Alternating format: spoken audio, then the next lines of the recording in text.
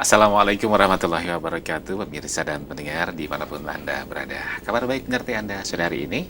Ya, demikian pula adanya kami. Alhamdulillah kesempatan hari ini, Senin 22 Syawal 1435 Hijriah atau 18 Agustus 2014. Menempatkan saya Ali Rahman hingga usai pukul 17 atau jam 5 sore nanti. Kita akan belajar bersama dalam gelaran risalah tafsir. Dan setiap Senin sore insya Allah pendengar dan pemirsa kita akan dibimbing bersama Ustadz Ahmadi yang sudah di tengah kita. Assalamualaikum warahmatullahi wabarakatuh Ustadz. Waalaikumsalam warahmatullahi wabarakatuh. Bersua, sehat walafiat Ustadz. Alhamdulillah, insyaallah sehat. Baik. Dan pemirsa, tetap pendengar, pada saat nanti kita akan beri kesempatan Anda siapkan dulu pertanyaan Anda. Kita akan dengar terlebih dahulu paparan awal dari Ustadz Ahmadi. Silakan Ustadz. Ya. Bismillahirrahmanirrahim. Assalamualaikum warahmatullahi wabarakatuh. Innal hamdalillah nahmaduhu wa nasta'inuhu wa nastaghfiruh wa na'udzu billahi min shururi anfusina wa sayyiati a'malina. May yahdihillahu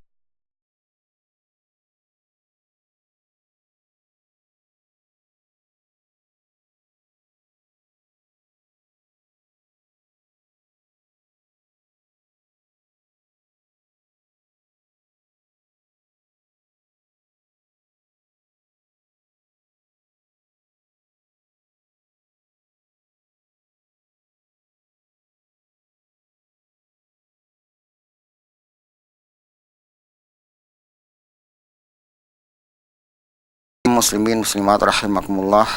Marilah kita senantiasa mengucapkan puji syukur kita kehadirat Allah Subhanahu wa taala yang selalu melimpahkan nikmatnya, rahmatnya dan barakahnya kepada kita. Nikmat yang tak terhingga, yang tak terbatas, yang tidak mungkin kita bisa menghitung saking banyaknya. Nikmat kesehatan, nikmat kekuatan, nikmat rizki, dan nikmat iman serta Islam merupakan nikmat yang tertinggi yang Allah berikan kepada hambanya. Karena dengan iman dan Islamlah manusia akan bermakna hidupnya di hadapan Allah. Sekalipun mungkin ketika di dunia mereka tidak memiliki harta yang cukup, nikmat-nikmat yang lain yang mungkin di mata manusia menjadikan tinggi berharga, tetapi kalau iman Islam Allah berikan pada mereka, mereka menjadi hamba Allah yang terhormat, yang tinggi martabatnya di hadapan Allah.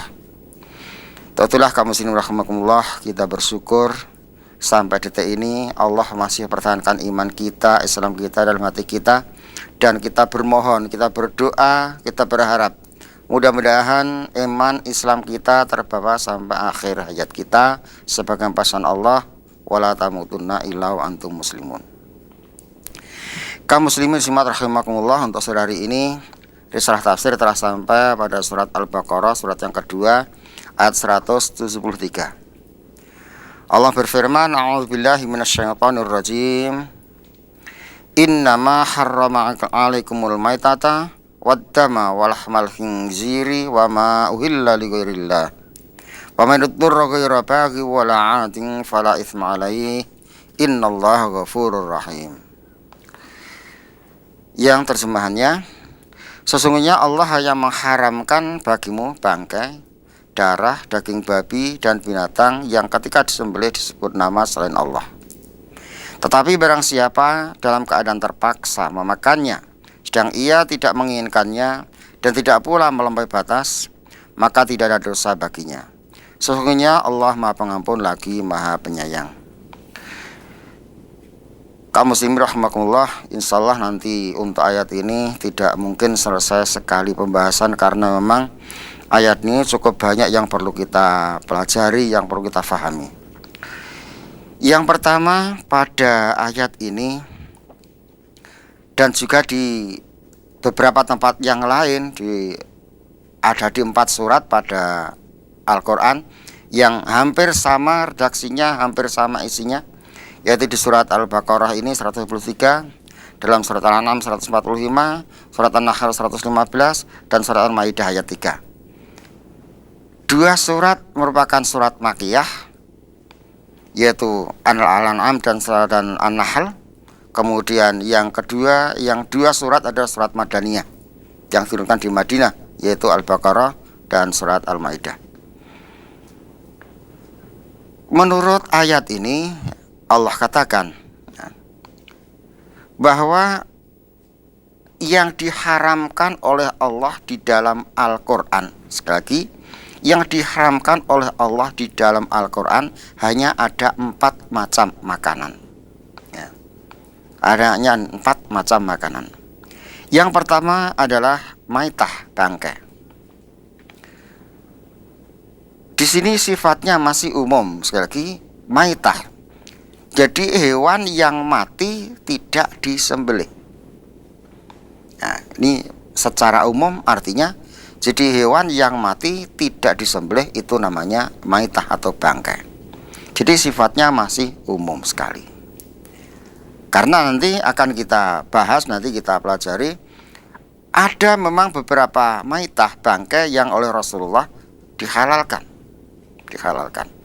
Dan termasuk yang disembelih tapi masuk kategori bangkai, sehingga tetap termasuk yang diharamkan.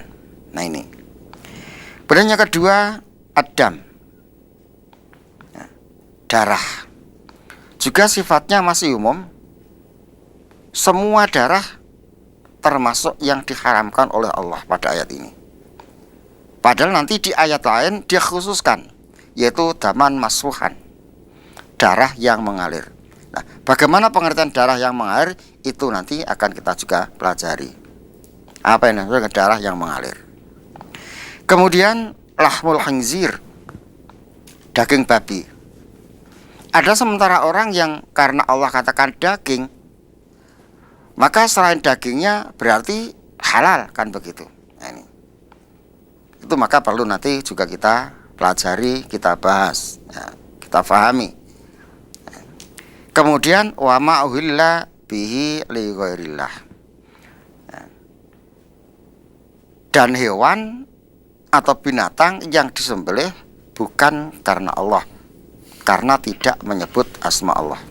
Nah, ini jadi secara umum pada ayat ini Allah katakan hewan sembelihan yang diharamkan oleh Allah di dalam Al-Quran hanya ada 4 saja,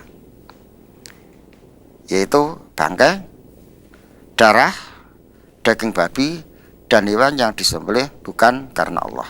Nah, kemudian Allah katakan famaniturra, dan barang siapa yang terpaksa dalam keadaan darurat, ghairu baghin wala atin, sedang ia ketika memakannya itu tidak menginginkan, tidak ingin, jadi sangat terpaksa, dan juga tidak melampaui batas, wala baghin, sekedar untuk keperluannya, umpamanya mempertahankan hidup atau untuk pengobatan dan sebagainya, sehingga adanya hanya itu, tidak ada yang lain, sehingga ya seperti itu saja yang dibolehkan oleh Allah. Allah katakan fala isma alaih, maka tidak ada dosa atasnya, karena darurat, karena keterpaksaan. Itu pun ada batasannya, yaitu ghairu wala atin. Kemudian Allah menutup ayat itu dengan innallaha ghafurur rahim, sesungguhnya Allah Maha Pengampun lagi Maha Penyayang. Akhir ayat ini sangat penting untuk kita pahami. Jadi setelah Allah menjelaskan adanya keadaan darurat yang menjadikan seseorang memakan barang yang seharusnya tidak dimakan karena haram, tapi karena darurat, karena keterpaksaan, Allah mengampuni. Allah mengampuni karena maksud Allah itu pengampun, penyayang kepada hambanya. Setelah kaum muslim rahimakumullah, dari ayat ini mari kita perhatikan, karena yang namanya masalah makanan ini dalam Islam sangat-sangat diperhatikan. Kita sudah pelajari beberapa ayat sebelumnya, ya. 2 ayat sebelumnya sudah mengingatkan pada seluruh umat manusia supaya kalau makan yang halal dan thayyib. Ya. Ini secara umum ayatnya untuk seluruh manusia. Begitu pentingnya makanan yang halal dan thayyib. Kemudian kepada orang yang beriman, Allah ingatkan supaya makan yang thayyib. Karena apa? Untuk orang yang beriman, thayyib sudah mencakup termasuk halal di dalamnya. Barulah Allah uraikan pada ayat ini yang seharusnya setiap orang yang beriman ini, apapun yang ditetapkan oleh Allah, oleh Rasulnya, tidak ada pilihan lain kecuali ya ketetapan Allah dan Rasul itu yang harus dipilih. Begitu sikap orang yang beriman. Karena apa? Karena keyakinan yang luar biasa pada hatinya, pada imannya. Setiap yang dibolehkan oleh Allah pasti baik untuk manusia. Setiap yang dilarang oleh Allah pasti tidak baik oleh manusia. Sehingga setiap pelanggaran aturan Allah pasti akan berakibat buruk untuk manusia. Termasuk masalah makanan ini. Tentulah kita mulai pada sebagian ayat ini dulu, bahwa Allah mengharamkan 4 macam makanan pada ayat ini, yaitu yang pertama maitah, bangkai. Jadi binatang yang mati tidak karena disembelih. Nah, jadi mungkin karena dipukul, mungkin karena mati sendiri, sakit dan sebagainya. Jadi binatang yang asalnya halal kemudian mati tidak disembelih termasuk bangkai. Jadi asal binatang itu halal, tapi karena mati tidak disembelih adalah haram untuk dimakan. Ini yang perlu, yang pertama. Kemudian ada beberapa makanan, ada makanan-makanan yang asalnya haram, tetapi oleh Rasulullah dihalalkan, termasuk bangkai. Jadi bangkai yang diharamkan, tetapi kemudian Allah mengecualikan, ya. Yaitu termasuk di dalamnya Allah menghalalkan ikan, binatang laut, binatang air. Nah, Rasulullah katakan air laut itu suci dan bangkainya halal. Jadi bangkai binatang laut, ikan dan sebagainya yang hidup di laut, di air, termasuk yang dihalalkan sekalipun sudah mati. Jadi ada pengecualian dari Allah dan juga dari Rasulullah. Juga di dalamnya binatang-binatang termasuk yang serangga. Jadi yang tidak punya darah yang mengalir, serangga, mungkin tawon atau mungkin yang lain-lain. Jangkrik umpamanya. Jadi hewan-hewan serangga termasuk yang dikecualikan. Nah ini. Oleh karena itulah maka maitah di sini sifatnya masih umum, tetapi ada beberapa maitah yang dikecualikan oleh Allah dan oleh Rasulullah. Kemudian dam, darah. Pada ayat ini dam umum, jadi semua darah, semua darah, asal yang termasuk darah yang diharamkan oleh Allah. Namun di dalam surat Al-An'am 145 Allah katakan secara khusus di situ penjelasan darah yang mana yang diharamkan, yaitu daman masfuhan. Allah berfirman dalam surat Al-An'am 145, A'udzubillahi minasyaitonirrajim. Qul la ajidu fi ma uhiya ilayya muharraman ala ta'imin yat'amuhu illa ayyakuna maitatan aw daman masfuhan aw lahma khinzirin fa innahu rijsun aw fisqan uhilla li ghairillahi bihi. Faman ittara ghaira baghi wala 'atin fa inna rabbaka ghafurur rahim. Katakan Muhammad, tiadalah aku peroleh dalam wahyu yang diwahyukan kepadaku suatu yang diharamkan bagi orang yang tidak memakannya, kecuali kalau makanan itu bangkai, atau darah yang mengalir, atau daging babi, karena sesungguhnya semua itu kotor, atau binatang yang disembelih atas nama selain Allah. Barang siapa yang dalam keadaan terpaksa, sedang ia tidak menginginkannya dan tidak pula melampaui batas, maka sesungguhnya Tuhanmu Maha Pengampun lagi Maha Penyayang. Nah, pada ayat ini ya, Rasulullah diperintahkan oleh Allah untuk menegaskan ya. Jadi kalau tadi Allah langsung memberikan satu pengumuman, katakanlah ketetapan yang haram itu 4, oleh Allah pada ini diperintahkan kepada Rasulullah untuk menegaskan sekali lagi, menetapkan apa yang diharamkan Allah, makanan yang kita diharamkan untuk memakannya. Nah, di sini sudah lebih jelas. Nah, yang pertama maitah sama, nah, yaitu bangkai. Yang kedua daman masuhan, darah yang mengalir. Nah, apa yang dimaksud dengan darah yang mengalir? Itu darah yang keluar, yang mengalir ketika hewan disembelih. Nah, jadi ketika hewan disembelih akan mengalirkan darah. Nah, darah yang keluar akibat disembelih inilah yang dimaksud oleh daman pada ayat ini. Sekalipun nanti setelah dibiarkan sebentar mendidih membeku, atau jadi membeku, jadi digoreng dan sebagainya, tapi asalnya dari darah yang mengalir. Nah ini, jadi darah yang mengalir ketika disembelih. Disinilah maka difahami, jadi semua darah yang berasal darah yang mengalir ketika disembelih, apapun wujudnya, setelah mungkin dimasak dan sebagainya, digoreng dan sebagainya, tetap hukumnya haram. Sementara darah-darah yang tidak termasuk yang mengalir, mungkin yang tertinggal di daging, tertinggal di kulit, di tulang sebagainya, tidak termasuk yang diharamkan. Karena tidak mungkin ya, kalau kita menyembelih ayam, kambing, lembu dan sebagainya, seluruh unsur darah akan keluar bersih dari daging atau dari bagian hewan disembelih itu. Pasti akan masih ada yang menempel, yang meresap ke dalam daging dan sebagainya. Nah, maka yang dimaksud pada ayat ini daman adalah daman masuhan, darah yang mengalir ketika hewan itu disembelih. Ini. Aulahma khinzirin, atau daging babi. Jadi Allah menyebutkan di sini daging. Bukan berarti selain daging jadi halal, tidak. Jadi kalau Allah menyebutkan daging, yang dimaksud adalah keseluruhan. Karena apa?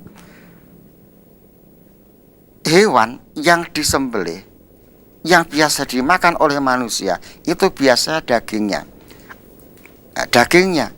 Sehingga daging telah mewakili secara keseluruhan. Jadi Allah tidak menyebutkan ya dagingnya, ya tulangnya, ya kulitnya, ya limpahnya, dia tidak. Allah bukan satu tapi keseluruhan. Dan yang seperti ini banyak dalam Al-Quran. Termasuk ketika kita sholat, kita diwajibkan oleh Allah menghadap kiblat. Fawali wajhaka syatral masjidil haram. Hadapkanlah mukamu ke Masjidil Haram. Bukan berarti hanya wajah kita yang menghadap ke Ka'bah, ya keseluruhan tubuh kita. Jadi maksud pada ayat itu ya seluruh tubuh kita, bukannya wajahnya menengok ke Ka'bah, semuanya badannya tidak, bukan seperti itu. Ini ya termasuk pada ayat ini yang disebutkan dagingnya, tapi secara keseluruhan semua bagian dari babi termasuk yang diharamkan oleh Allah untuk dimakan. Nah, kemudian Allah katakan wama uhilla bihi li ghairillah. Di sini termasuk yang panjang pembahasannya karena terjadi pemahaman-pemahaman yang berbeda. Jadi ada yang memahami pada ayat ini ketika menyembelih tidak menyebut nama Allah. Nah, ada yang memahami menyebut nama yang lain. Ada yang memahami untuk kepentingan yang tidak dibenarkan oleh Allah. Jadi membaca basmalah iya, yang menyembelih muslim iya, tapi kepentingannya untuk sesaji umpamanya. Karena itu tidak dibenarkan Allah, tidak boleh dimakan, termasuk yang dimaksud oleh ayat ini wa ma uhilla bihi li ghairillah. Karena pada masa zaman jahiliyah dulu, kalau orang-orang kafir musyrik menyembelih hewan, tentu mereka menyebutkan nama-nama berhala yang akan diberi sesaji saat itu. Nah, sehingga penyebutan itu loh, penyebutan itu menjadi tujuan penyembelihan. Sehingga sekalipun menyebut nama Allah, kalau tujuannya untuk sesaji, ya termasuk yang disebut nama Allah. Walaupun di situ zahirnya Allah disebut, tapi tujuannya termasuk yang dilarang oleh Allah. Nah, ini karena walaupun zahirnya Allah yang disebut, tapi tujuan penyembelihan untuk bukan selain Allah. Kemudian famaditur ghairu baghin wala atin fala itsma alaih. Jadi mereka yang dalam keadaan terpaksa tidak ada makanan selain itu yang pertama. Ya. Jadi tidak ada makan selain itu, kalau tidak makan berakibat kematian. Ini. Jadi sebenarnya tidak ingin, memang tahu haram, makan dosa, dan bahkan mungkin jijik melihat saja, apalagi disuruh memakannya. Jadi betul ghairu baghin, tidak ada keinginan untuk makan. Tapi karena adanya hanya itu, dan kalau tidak dimakan mati, nah, maka memakannya tidak dosa. Yang kedua, ada yang memahami untuk pengobatan yang saat itu memerlukan waktu yang sangat pendek dan adanya hanya itu. Dan menurut ahlinya, ahli pengobatan, bisa sembuh insya Allah diharapkan dengan makanan yang sebenarnya haram. Jadi dalam mempertahankan hidup. Nah, ini. Maka ghairu baghin sebenarnya itu tidak dikehendaki, tapi terpaksa harus memakannya. Wala adin, tidak melampaui batas. Seberapa keperluannya, ya itu saja, tidak lebih. Bukan mumpung boleh makan terus seenaknya, tidak. Sekedar untuk mempertahankan hidup, itu yang dibolehkan. Kalau seperti itu Allah katakan fala itsma alai, itu tidak dosa.